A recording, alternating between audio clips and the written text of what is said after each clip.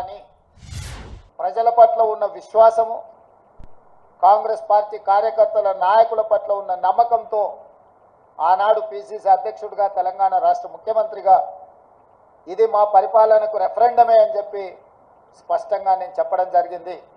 మధ్య మధ్యలో మీడియా మిత్రులు గుర్తు చేసినప్పుడు కూడా ఈ విషయంలో మాకు రెండో ఆలోచన లేదు, రెఫరెండమే అని మేము చెప్పడం జరిగింది.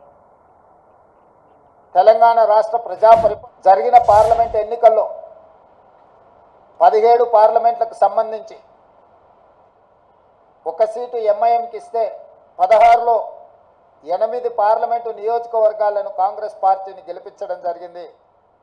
మరొక 8 భారతీయ జనతా పార్టీ గెలవడం జరిగింది. మా 8 పార్లమెంటు నియోజకవర్గాల ఫలితాలు దాదాపుగా 41% ఓట్లు కాంగ్రెస్ పార్టీకి రావడం జరిగింది. 2023 డిసెంబర్ 3 నాడు వచ్చిన ఫలితాలలో కాంగ్రెస్ పార్టీకి వచ్చిన ఓట్ల శాతము 39.5%. ఈ పార్లమెంట్ ఎన్నికల్లో 100 రోజుల పరిపాలన తర్వాత దాదాపుగా 41% ఓట్లు కాంగ్రెస్ పార్టీకి రావడం జరిగింది. ఓట్ల శాతంలో ప్రజలు రెఫరెండం ద్వారా మా పరిపాలన బాగుందనడమే కాదు, మమ్మల్ని మెచ్చుకొని అసెంబ్లీ ఎన్నికల్లో ఇచ్చిన ఓట్ల శాతానికంటే అధిక ఓట్ల శాతాన్ని ప్రజలు మాకు ఇవ్వడం ద్వారా, ఆశీర్వదించడం ద్వారా మా పరిపాలన పట్ల ప్రజలు సంతృప్తి వ్యక్తం చేసిండ్రు అని చెప్పి నేను భావిస్తున్నాను. అదేవిధంగా 2019 పార్లమెంట్ ఎన్నికల్లో 3 పార్లమెంటు గెలిస్తే ఈ ఎన్నికల్లో మమ్మల్ని 8 పార్లమెంటు సీట్లు గెలిపించడం ద్వారా 8 సీట్లు అధికంగా ఇచ్చి పార్లమెంటులో కూడా మాకు అత్యధికంగా సీట్లు ఇవ్వడం ద్వారా ఓట్లు సీట్లు కూడా మమ్మల్ని పెంచడం ద్వారా ప్రజలు ఆశీర్వదించారు. ఇదే కాకుండా మూడవ విశ్లేషణ, 119 శాసనసభ నియోజకవర్గాలలో ప్రజలు ఓట్లేస్తే విస్పష్టంగా ఆనాడు 64 సీట్లు ఎట్లయితే మెజారిటీ వచ్చిందో ఈరోజు 64 సీట్లలో మెజారిటీ రావడమే కాకుండా కంటోన్మెంటు మేము ఓడిపోయి బీఆర్ఎస్ గెలిచిన సీటులో కాంగ్రెస్ పార్టీకి 13,206 ఓట్ల మెజారిటీ ఇచ్చి 65వ స్థానాన్ని కూడా కాంగ్రెస్ పార్టీకి ఇవ్వడం ద్వారా ఆనాడు ఇచ్చిన 64 సీట్ల కంటే ఇంకొక సీటును అదనంగా ఇచ్చి కాంగ్రెస్ పార్టీని అసెంబ్లీలలో కూడా 65 సీట్ల తీర్పు ద్వారా మా రెఫరెండంని ప్రజలు సమర్థించిండ్రు, మాకు అనుకూలంగా ఓట్లేసి గెలిపించిండ్రు. కాంగ్రెస్ పార్టీ అధ్యక్షుడిగా, ముఖ్యమంత్రిగా కాంగ్రెస్ పార్టీ ప్రజాప్రతినిధులకు, మంత్రివర్గ సహచరులకు, శాసనసభ్యులకు, రాష్ట్ర స్థాయి నాయకులకు, జిల్లా స్థాయి నాయకులకు, మండల స్థాయి నాయకులకు, మరీ ముఖ్యంగా గ్రామ స్థాయి కార్యకర్తలకు మనస్ఫూర్తిగా కృతజ్ఞతలు, ధన్యవాదాలు తెలియజేస్తున్నా.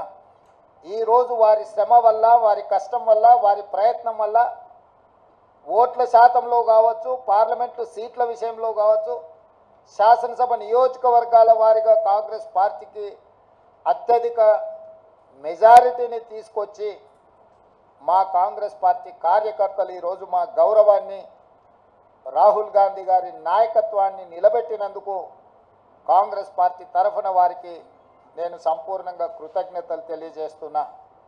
ఇక రెండవది, 8 పార్లమెంట్ సీట్లు గెలిచిన భారతీయ జనతా పార్టీ 2019లో 4 పార్లమెంట్లు గెలిస్తే ఈరోజు 8 పార్లమెంట్లు సీట్లు గెలవడం జరిగింది. వాళ్ళు కూడా వాళ్ళ సీట్లను పెంచుకున్నారు. ఆనాడు 20% ఉన్న ఓట్లను వాళ్ళు ఈరోజు 35%కి పెంచుకోవడం జరిగింది. అంటే ఈ రాష్ట్రంలో భారతీయ జనతా పార్టీ కూడా ఓట్లు, సీట్లు పెరగడం జరిగింది. అయితే ఇందులో వాళ్ళ ఓట్లు, సీట్లు పెరగడానికి వాళ్ళ నాయకత్వాన్ని సమర్థించేదానికంటే బీజేపీని గెలిపించడానికి బీఆర్ఎస్ నాయకులు ఆత్మ బలిదానం చేసుకొని అవయవాలను త్యాగం చేసి, అవయవ దానం చేసి ఈరోజు బీజేపీని గెలిపించడం జరిగింది. బీజేపీ గెలిచిన 8 పార్లమెంటు నియోజకవర్గాలలో బీఆర్ఎస్ 7 సీట్లల్లో డిపాజిట్లు కోల్పోయింది.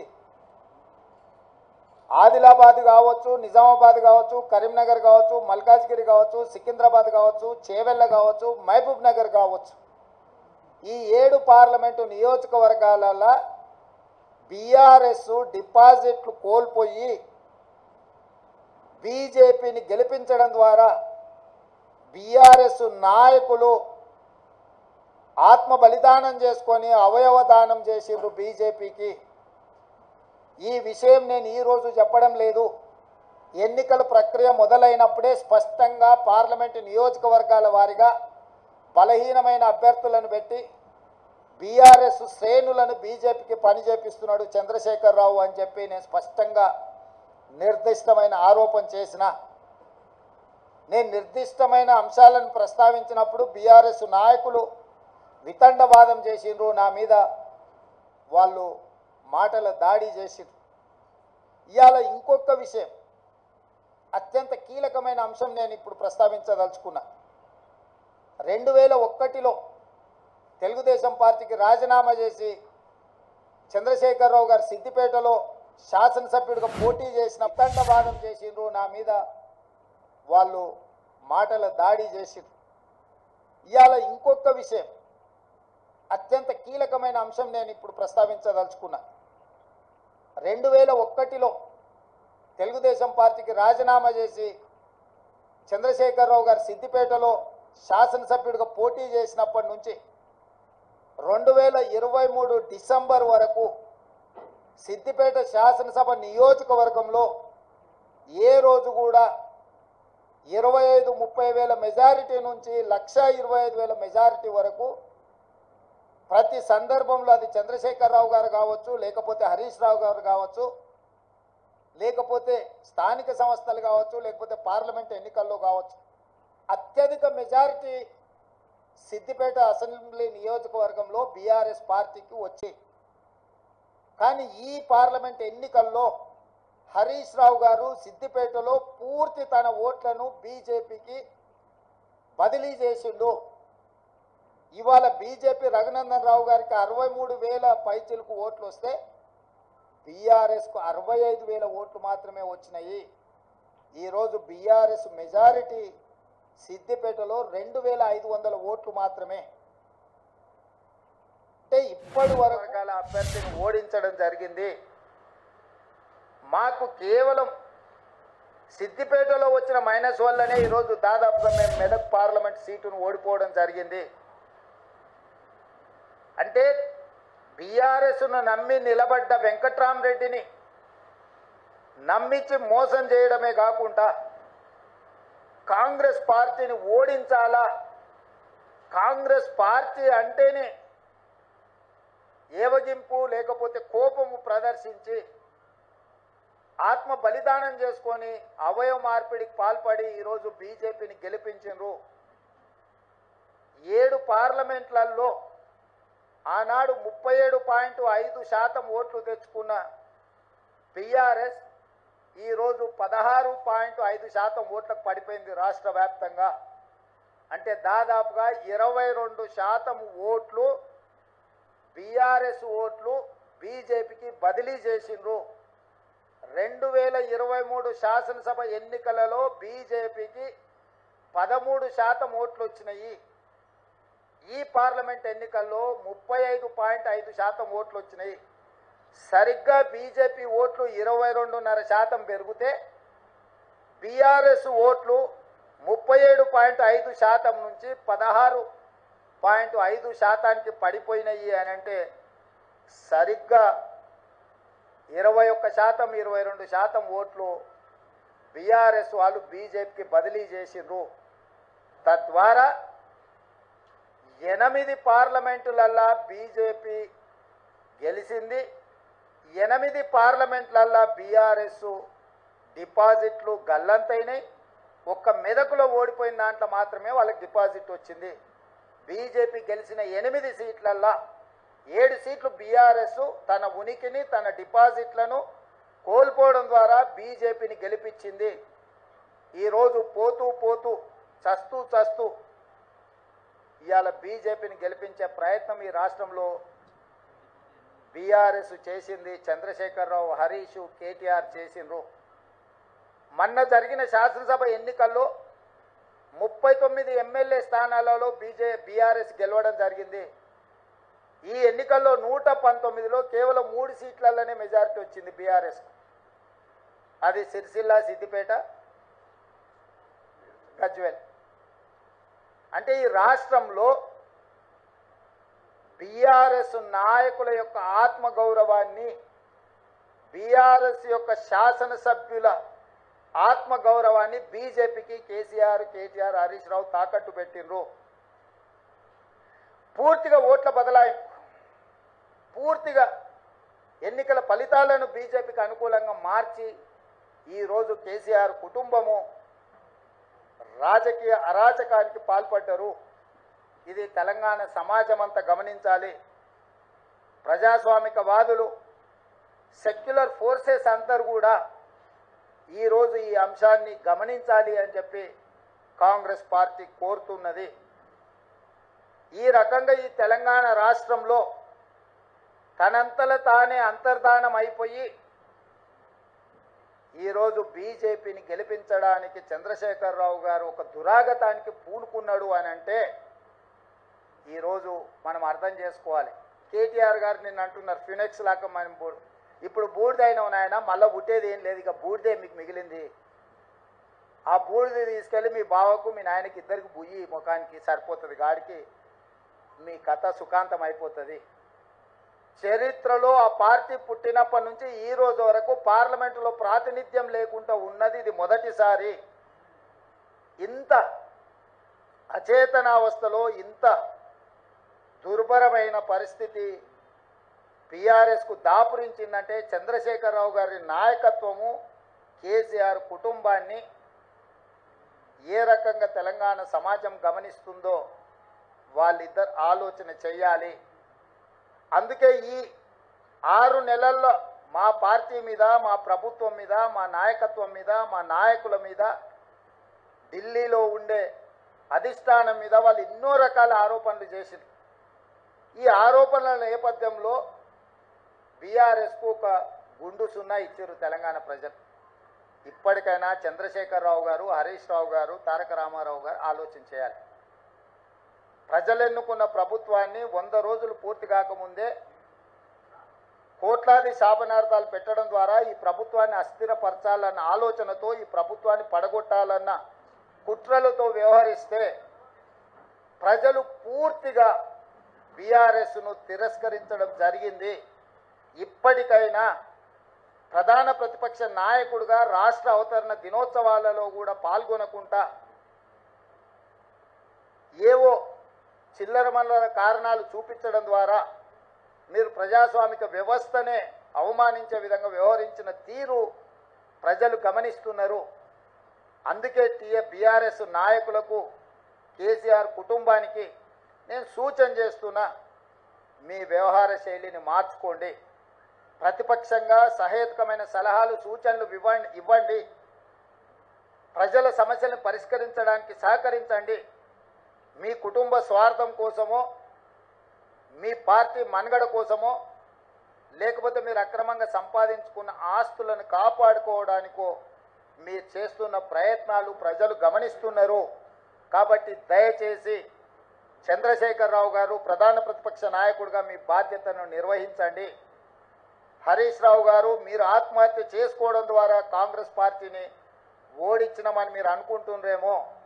మీరు ఆత్మాహుతి దళాలుగా మారి కాంగ్రెస్ పార్టీని దెబ్బతీయాలన్న ఆలోచన ఏదైతే చేస్తుండ్రో ఇది చివరికి మీ ఉనికి, మీ మనుగడ ఈ రాష్ట్రంలో, ఈ దేశంలో లేకుండా, చట్టసభలలో లేకుండా కనుమరుగైపోతారు, కాలగర్భంలో కలిసిపోతారు.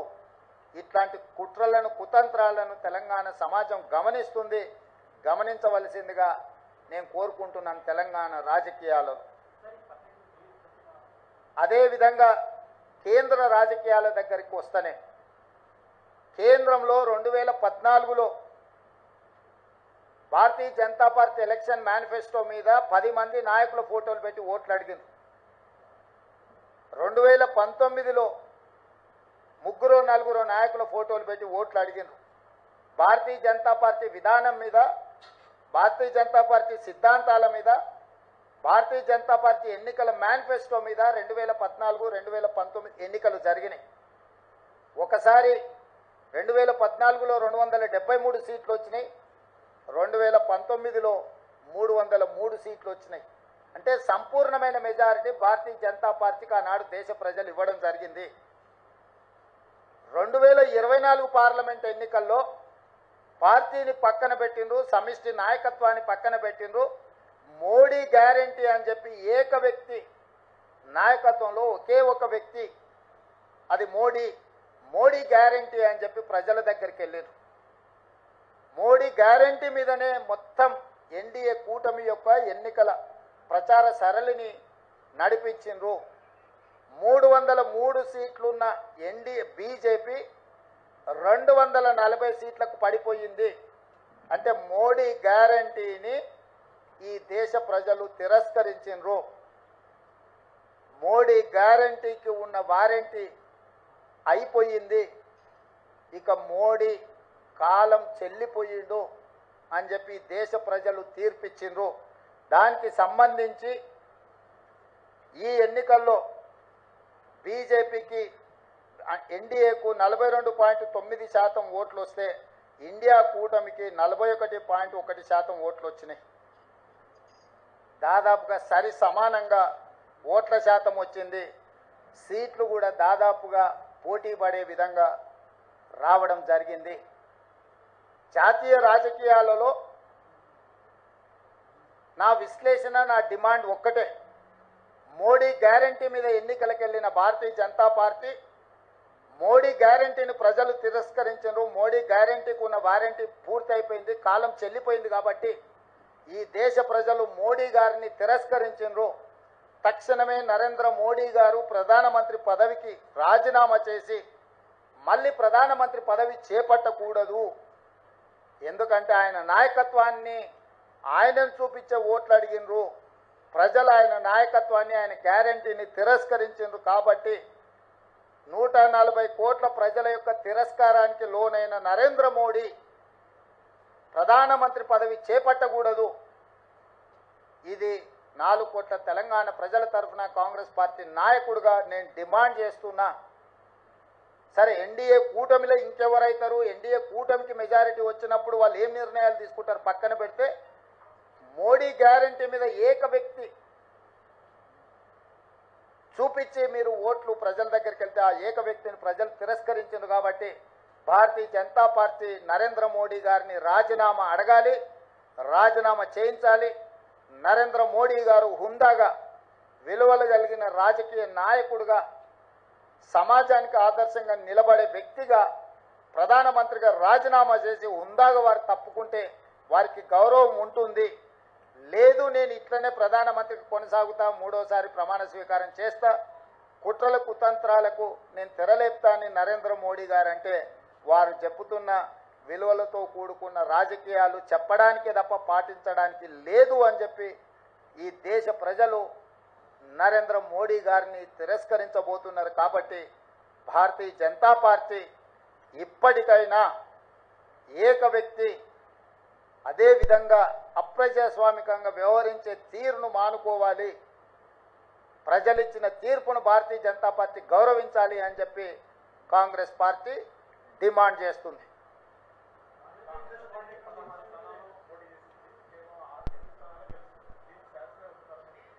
కాంగ్రెస్ పార్టీ 17 స్థానాలలో పోటీ చేసింది, 16 కాదు.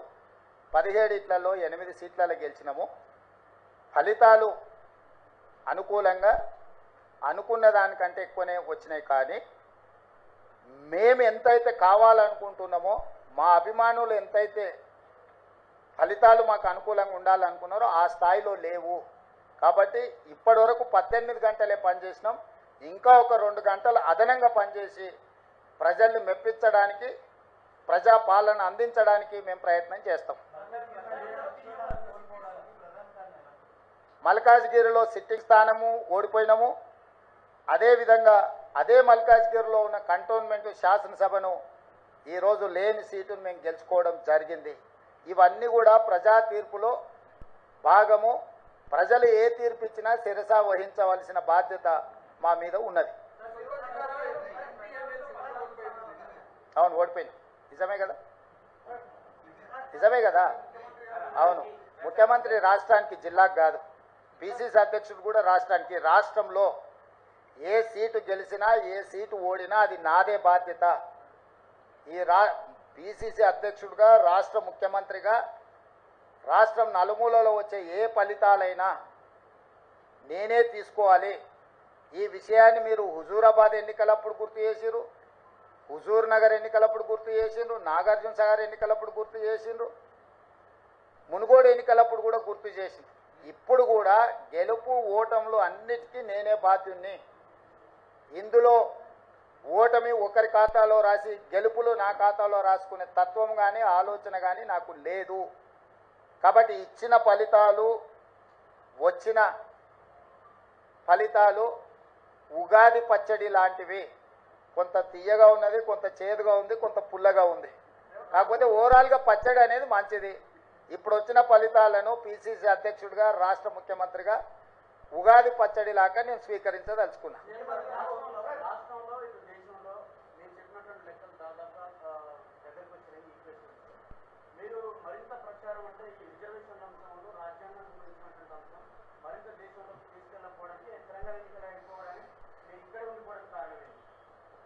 మీరే అంటారు కదనే, పరిపాలన వదిలేసి ఇతర రాష్ట్రాలు తిరగబోతున్నాడని.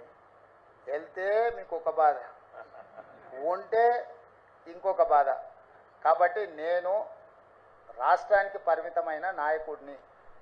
నేను పిసిసి అధ్యక్షుడిని, నేను ముఖ్యమంత్రిని. ఎన్నికల అధ్యక్షుడిగా ఎన్నికలు ఇక్కడనే నిర్వహించిన, ముఖ్యమంత్రిగా నేను ఇక్కడనే ఉండి పరిపాలనను గాడిలో పెట్టే ప్రయత్నం చేసిన. వర్షానికి తడిచిపోయిన ఒడ్లు కొనుగోలు కావచ్చు, లేకపోతే మొలకెత్తిన ఒడ్లను కొనుగోలు విషయంలో కావచ్చు, విత్తనాల విషయంలో కావచ్చు, విద్యుత్ విషయంలో కావచ్చు, అకాల వర్షాలను ఎదుర్కోవడం విషయంలో కావచ్చు, రైతు రుణమాఫీకి సంబంధించిన అంశాలను సమీక్షించడంలో కావచ్చు, రాష్ట్ర ప్రజల యొక్క సమస్యలు పరిష్కరించడమే నా మొదటి ప్రాధాన్యత.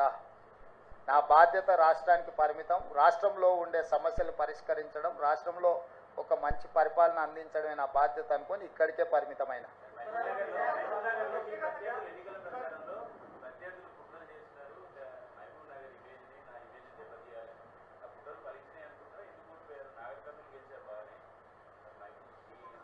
అవును, నా సొంత గ్రామం వచ్చేసి అచ్చంపేట, నల్లమల్ల అడవి. మీకు అందరికీ తెలుసు. కానీ నేను ముందే చెప్తున్నా మొదటి నుంచే, మా గ్రామంలో మొత్తం ఆ పార్లమెంట్లో ఉన్న దాంట్లో ఒక బూత్లో హైయెస్ట్ మెజార్టీ మా సొంత గ్రామంలో వచ్చింది. మల్లురవి గారు ఎంత మెజారిటీ మా గ్రామంలో 1100 ఓట్లు వచ్చినాయంట. సో నేనేమంటున్నానంటే నా గ్రామము, నా ఊరు కాదు. కరెక్ట్. అందుకే సిట్టింగ్ ఎంపీ సీటున డిపాజిట్ కోల్పోయి టీఆర్ఎస్ ఓట్లు బదిలీ చేసింది. నేను చెప్పింది కుట్ర అదే. ఆ కుట్ర ఆ రోజు చెప్పినప్పుడు మీరు రేవంత్ రెడ్డి ఏదో బాధపడుతున్నాడు, రేవంత్ రెడ్డి ఏదో ముందే ఓటమిని అంగీకరించి మాట్లాడుతున్నాడని మీరే విశ్లేషణలు చెప్పారు లైవ్లల్లా. ఇప్పుడు నిజాం తేలింది కదా, మహబూబ్నగర్లో డిపాజిట్ పోయింది, చేవెళ్ళలో డిపాజిట్ పోయింది, సికింద్రాబాద్లో డిపాజిట్ పోయింది, మల్కాజ్గిరిలో డిపాజిట్ పోయింది, కరీంనగర్లో డిపాజిట్ పోయింది, నిజామాబాద్లో డిపాజిట్ పోయింది, ఆదిలాబాద్లో డిపాజిట్ పోయింది బీఆర్ఎస్ నాయకులకు. నేను చెప్పింది అదే కదా. వీళ్ళు పూర్తిగా ఓట్లు బదిలీ చేసి బీజేపీని గెలిపించడానికి బీఆర్ఎస్ కార్యకర్తల ఆత్మగౌరవాన్ని, నాయకులను బలిస్తున్నాడు అని చెప్పిన. ఇప్పుడు కూడా నేను విజ్ఞప్తి చేస్తున్న బీఆర్ఎస్ ఎమ్మెల్యేలకు, at the cost of your position, KCR బేరసారాలు చేసుకుంటున్నాడు బీజేపీ తోటి. ఇప్పటికైనా మీరు ఆలోచన చేసి, అదేమో అంటారు కదా, ఆత్మ ప్రబోధానుసారము మీరు నిర్ణయాలు తీసుకోండి.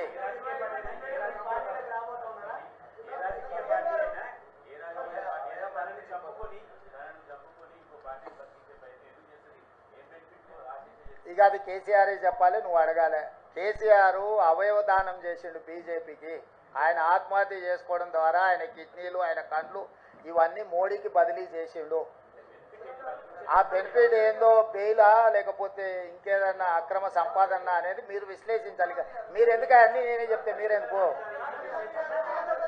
రఘు చెప్పండి.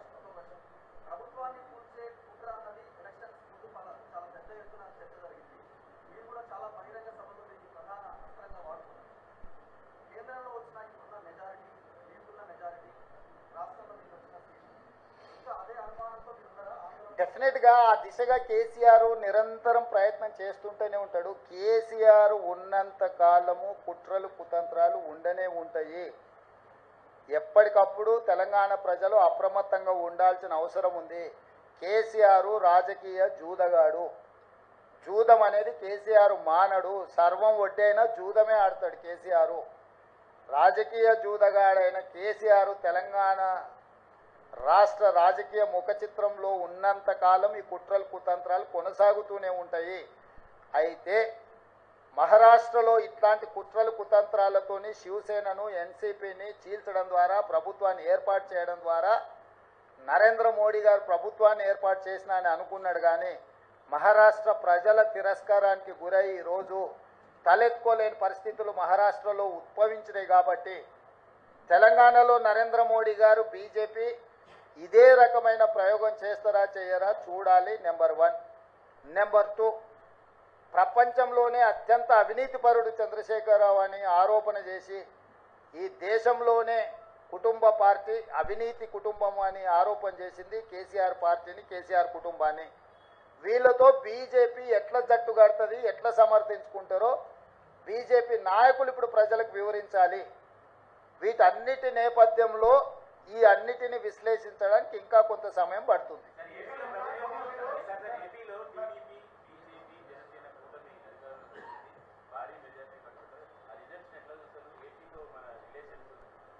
ఎన్నికల ఫలితాలను ఎట్లా చూస్తాం చారి? ఎన్నికల ఫలితాల రకంగానే చూస్తాము, ప్రజా తీర్పు పరంగానే చూస్తాము. దాంట్లో వేరే రకంగా చూడడానికి ఏముంది? ప్రజలు తీర్పు ఇచ్చిండ్రు. ఆ తీర్పును జగన్మోహన్ రెడ్డి గారు నేను స్వాగతిస్తున్నా అన్నాడు. చంద్రబాబు నాయుడు గారు నేను స్వాగతిస్తున్నా అన్నాడు. ఇక వాళ్ళిద్దరు స్వాగతించిన తర్వాత మియా బీవీకి రాజీ హోయేతో కాశీ కా క్యా ఇస్మే?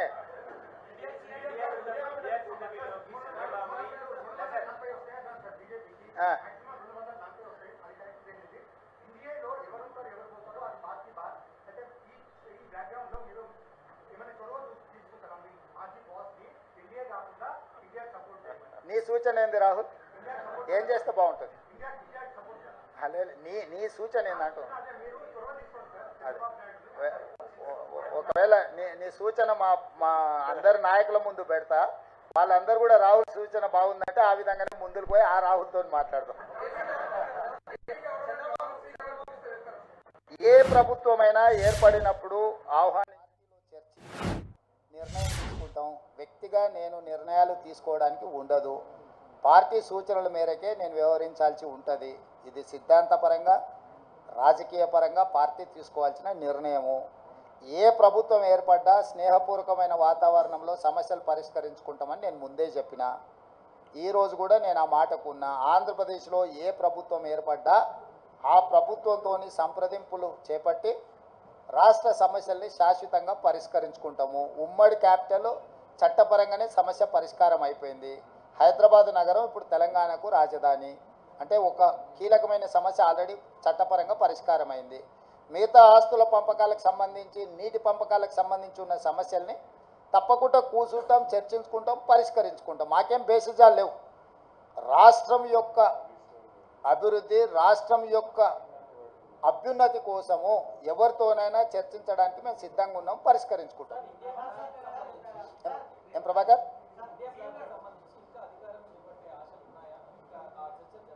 నాకు తెలియదు, నేను ఢిల్లీకి వెళ్ళలేదు. ఇండియా కూటమి ఢిల్లీలో చర్చలు చేస్తారు. మన వాళ్ళు ఎవరైనా ఉంటే అక్కడికి ప్రశ్న అడగమను.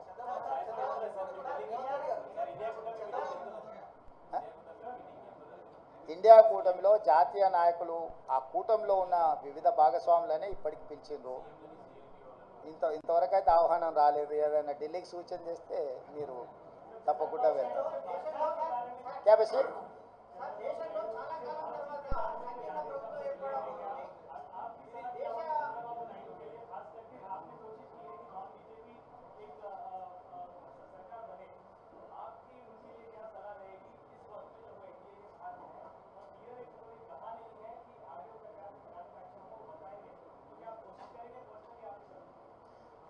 जहाँ तक मेरा सुझाव मोदी जी को, मोदी जी का गारंटी की वारंटी खत्म हो चुकी है, इसीलिए मोदी जी तुरंत जिम्मेदारी लेकर इस्तीफा दिए तो